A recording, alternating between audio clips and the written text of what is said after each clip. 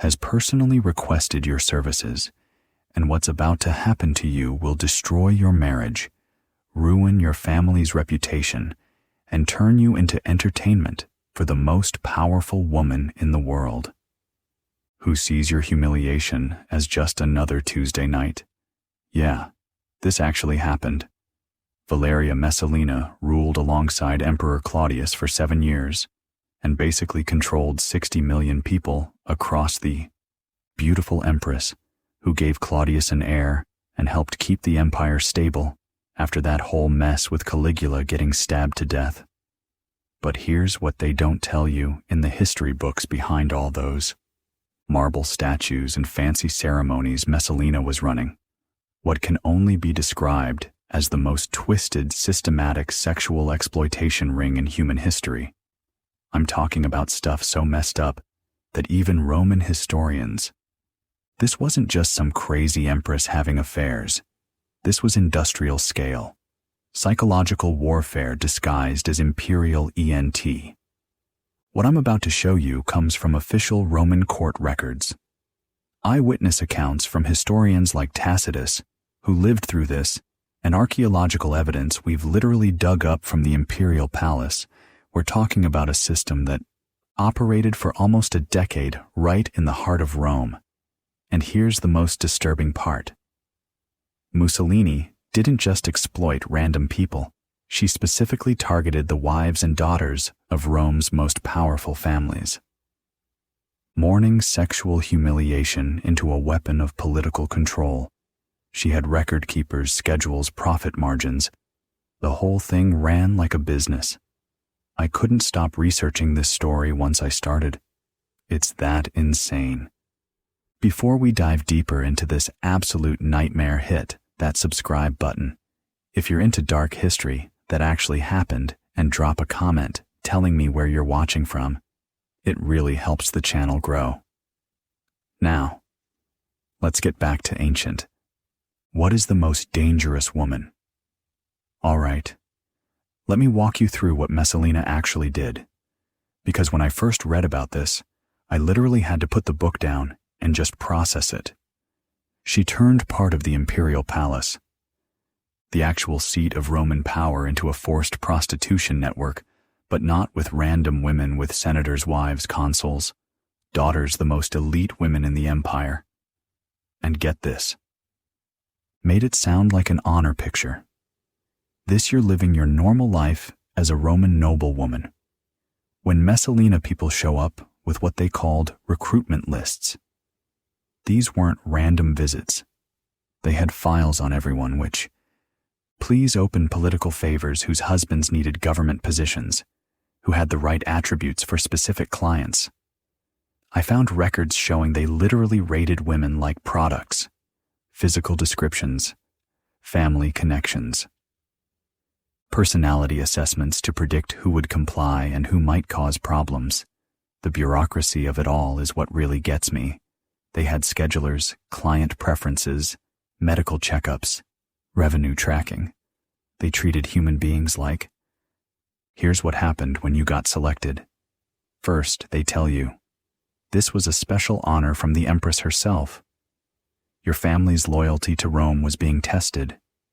Refusing would be dangerous for your husband's career, bad for your kids' futures. Once you're in the palace, they strip away everything that made you who you were. No real names, no talking about your family, no dignity whatsoever. You became what they literally called imperial assets, and the clients, politicians, looking for favors, wealthy merchants, foreign ambassadors, men who paid premium prices, specifically because they were sleeping with. I can't even imagine what these women went through psychologically. But wait, it gets worse. Messalina didn't just run a brothel. She turned sexual exploitation into. Noble women had to compete against professional prostitutes in endurance contests. The most famous one, Messalina herself, challenged Rome's most renowned prostitute. 25-1. Gladiator games, except instead of fighters, it was senators' wives being humiliated for. Here's something that really shocked me when I was researching this Messalina. Used these women as diplomatic tools. Foreign kings and governors visiting Rome would be honored with access to high-ranking Roman women as the show of imperial favor. But it wasn't just diplomacy, it was blackmail. She'd document everything, creating files she could use later for political leverage. Sleep with a senator's wife. Now we own you. The system spread throughout the empire. Provincial governors started copying what they saw in Rome, creating networks of forced prostitution across the Mediterranean. This wasn't just happening in one palace. It became part of how. What makes this so disturbing isn't just the physical exploitation. It's how systematically Messalina destroyed these women's identities. Think about it. You're a respected Roman matron one day, and the next, you're being forced to serve clients in the imperial palace. Your marriage is ruined because Roman law made it almost impossible for husbands to maintain honor when their wives had been prostitutes. Even under imperial force, many women never recovered. Some committed suicide after their service ended. Others became complete recluses, too ashamed to appear in public ever again. And their children. The shame was hereditary. Kids grew up marked by what happened to their mothers. Average prospects disappeared, political opportunities vanished. Messalina didn't just exploit individuals. She broke entire family lines for generations. You're probably wondering how the hell she got away with this for so long, right? Because the brothel system was just the beginning. Messalina wasn't content with sexual exploitation. She created an entire shadow government based on blackmail, murder, and psychological control that made the palace. I mean, when forced prostitution is the smaller part of your criminal empire. You know, we're dealing with someone truly terrifying. Let me tell you about how Messalina dealt with people who wouldn't play. She eliminated the people who said, "It'd take her stepfather, happiest Silanus guy, becomes governor of Spain, marries Mussolini's mother. Everything's fine." Then Messalina decides she wants him for herself when he rejects her advances, because you know that's his stepdaughter. She orchestrates his murder. But here's the twisted part. She doesn't just have him killed. She creates this elaborate psychological operation to make Emperor Claudius order the execution himself. So Messalina goes to Claudius and says, "Honey, I had this terrible dream last night. I saw Silanus murdering you." Her ally Narcissus, Claudius's chief secretary, comes in and says, "Holy God, Caesar, I had the exact same dream." Claudius was super superstitious about omens and dreams when Silanus shows up for his regular "good morning" meeting the next day. Claudius sees his arrival as confirmation of the prophecy and has him executed on the spot. I couldn't believe this when I first read it. She weaponized the emperor's religious beliefs to commit murder by, but it wasn't just about removing threats. Every elimination came with a financial bonus. When someone got executed for treason, their property got confiscated and redistributed. Guess who ended up with most of it? Valerius Asiaticus owned these famous gardens that Messalina wanted, so she arranged to have him tried for treason in Claudius's bedroom. While she watched from the side talk about a kangaroo court, the guy almost got acquitted. Until the trial got sabotaged at the last minute, Mussolini walked away with some of the most valuable real estate in Rome. Here's what really gets me. This whole operation was profitable. The first prostitution generated revenue. The property confiscations brought in wealth, and the political blackmail created ongoing income streams. Messalina basically turned the Roman imperial system into a criminal enterprise disguised as Claudius. Figuring it out. How does an emperor not notice his wife is running a massive criminal operation out of his own palace? That's what I kept asking myself. But here's the commit these crimes. She made them seem normal, even fashionable. She used all the right language. Women weren't being forced into prostitution. They were being blackmailed. They were demonstrating loyalty to Rome. Kids grew up thinking this was just how things worked. Teenage girls learned that their bodies ultimately belonged to the state. Might be called to serve the empire, and it worked. Families competed to show enthusiasm for miscellaneous demands because compliance brought rewards, government contracts, military commissions. The really messed up part: this system spread. Beyond Rome, provincial governors throughout the empire started implementing similar programs because they'd seen how effectively. We're talking about systematic sexual exploitation becoming standard imperial policy across the Mediterranean world. Archaeological evidence suggests entire sections of government buildings were modified to accommodate these activities. It became infrastructure part of how the empire operated. Imagine being a foreign diplomat visiting Rome and being told, "Oh, and here's where you can access senators' wives as part of our hospitality services." That was the Roman Empire under Messalina, sexual exploitation packaged as luxury amenities.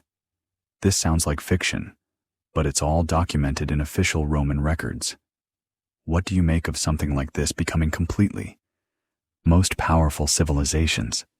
You know, what's crazy? We know all this because Romans were obsessive record keepers, palace administrators, documented everything: client schedules, revenue reports, victim profiles, medical examinations. These aren't rumors or propaganda. These are official imperial documents that survived for 2,000 years. The Vatican's secret archives have preserved fragments of the financial records. The Capitola museums have correspondence showing how the system operated. Archaeological excavations of the Palatine Palace have uncovered physical modifications specifically designed for this network. Recent forensic analysis of coded language they use to arrange these activities. Historians are still finding new evidence about how widespread this operation really was. Current estimates suggest hundreds of Roman families were directly did, with thousands more living in constant fear of being selected. And here's the thing: we're probably only seeing the tip of the iceberg. Most victims never spoke about what happened to them, and most records were deliberately destroyed after me. The staff. So how did this whole thing finally come crashing down? Messalina got too ambitious for her own good in 48 AD.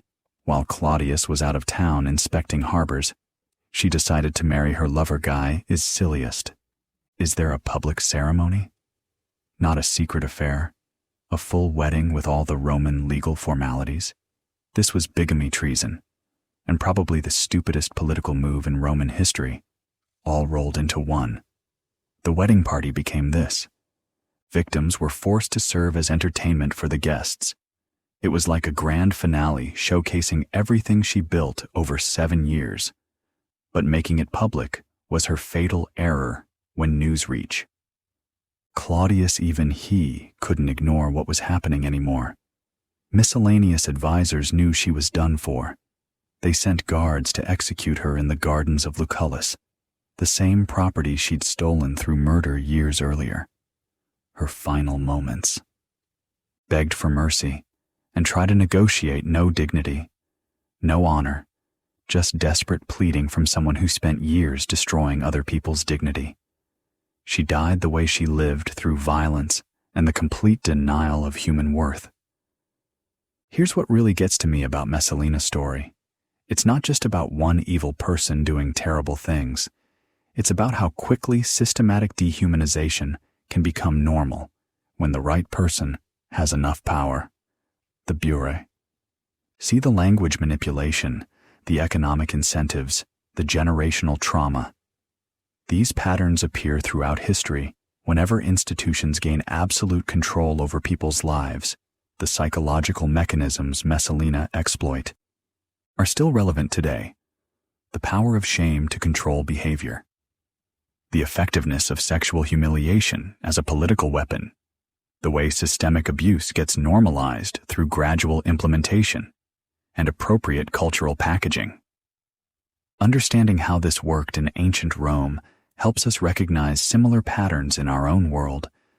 But most importantly, we need to remember the thousands of individual women whose names and stories have been completely lost to history, who suffered unimaginable trauma to build one person's empire of absolute power. Their experiences matter. Their pain was real, and their stories deserve to be told. Even 2,000 years later, do you think? Something like this could happen again in a different form. Drop your thoughts in the comments. I'm genuinely curious what you make of this whole insane piece of history. Would you have survived in that court? How do you think you would have handled being caught in Messalina's system? Let me know what you think, and I'll see you in the next video.